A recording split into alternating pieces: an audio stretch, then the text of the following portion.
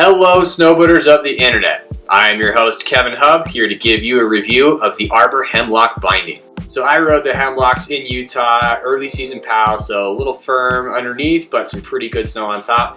And I rode it on the 2019 Clovis, the 2019 Coda Rocker, and the 2019 Coda Camber. So pretty good mix of boards that I put these guys on to really put them through their paces. The adjustability on these bindings is pretty average across the whole industry. You've got toolless bolts for your straps, so you're gonna spin those out, adjust your straps wherever you need to, line them back up with the holes, pop it back in, screw it back down. You do also have a Phillips head on top of that bolt, so if you do feel like you need to use a screwdriver, have at it. The heel cups aren't quite as seamless to adjust. You do have to use a screwdriver. You do have to pull the bolts completely apart. It's not the fastest adjustment to make, but it's also not hard to do. Arbor updated the ladders and adjusters on their straps for 2019. They gave them a little bit more of a pre-curved 3D shape. Just helps kind of open the binding up a little bit, make it a little bit easier to get into. Toe straps haven't changed. They're that same split toe, covered in rubber. They grip, they stay put. I've never had any problems with them. The big story with Arbor straps this year though is the ankle straps. They completely revamped them. They're still of that injected rubber plastic material that's been hot the last few years, but these ones are by far my favorite straps in the whole industry, probably ever. It's a double ASIM. You've got a little more meat on the upper outside and a little more meat on the lower inside. In between that, going from that meat out to the other side, up on either top or bottom, there's a little bit more of a flexible rubber that just helps conform that strap across your ankle, across your boot. It works extremely well. The straps are supportive, they're super comfortable, they disappear on your boot, and they just do exactly what you need them to whenever you need them to do that. They're never too stiff, they're never too soft, and they're always the right amount of support. The ratchets on the Hemlock are ratchets. They work. I never had a problem with them. They never froze, they never stuck, they're smooth, they climb well, they release smooth. The high backs on the Hemlocks are a little bit shorter than their counterpart, the Cypress, and they're also softer.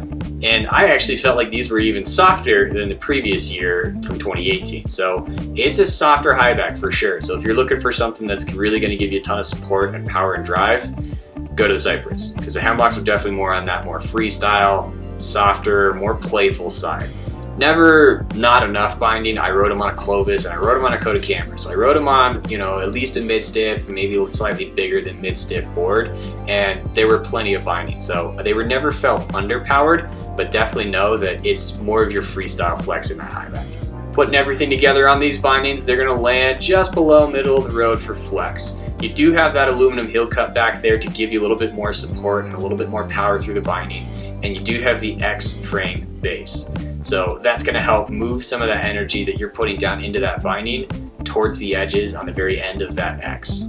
Adding to a little bit more of that kind of park freestyle feel, that gasket that sits underneath the binding allows it to flex with the board a little bit better, truer board flex underfoot, which is also aided by the mini disc that these guys are using. Again, just minimizing that dead spot, bringing that dead spot in.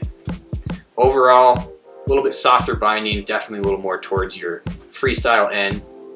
Arbor markets these bindings more on the freestyle side. They tell you that these bindings are going to be great for you if you're riding the park. You treat the entire mountain as your park, and you're overall just getting loose, getting skatey, having a blast on the mountain, ripping around, playing around. This binding comes in at a really good price point for what it is. I was able to ride this binding on some pretty serious boards, stuff that you would usually think you'd have to put a more expensive, more substantial binding on, and the Hemlocks just killed it.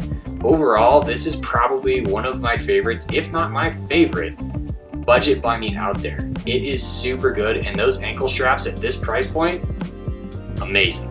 You're getting the best ankle strap on the market for an entry-level price. If you're looking for some bindings to kind of get you going, get you into it, or you're looking for a park binding, definitely check out the Arbor Hemlocks. Thanks for watching. I've been your host, Kevin Hub. This has been my review of the Arbor Hemlock.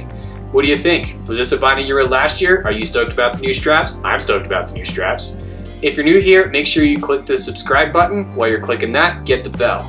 Hitting that bell makes sure that you get notifications when we're putting videos out. Also, if you're new here, check out Angry Snowboarder VIP. It's a great way to support us, keep these projects rolling, and keep more content coming to you. That content you know and love.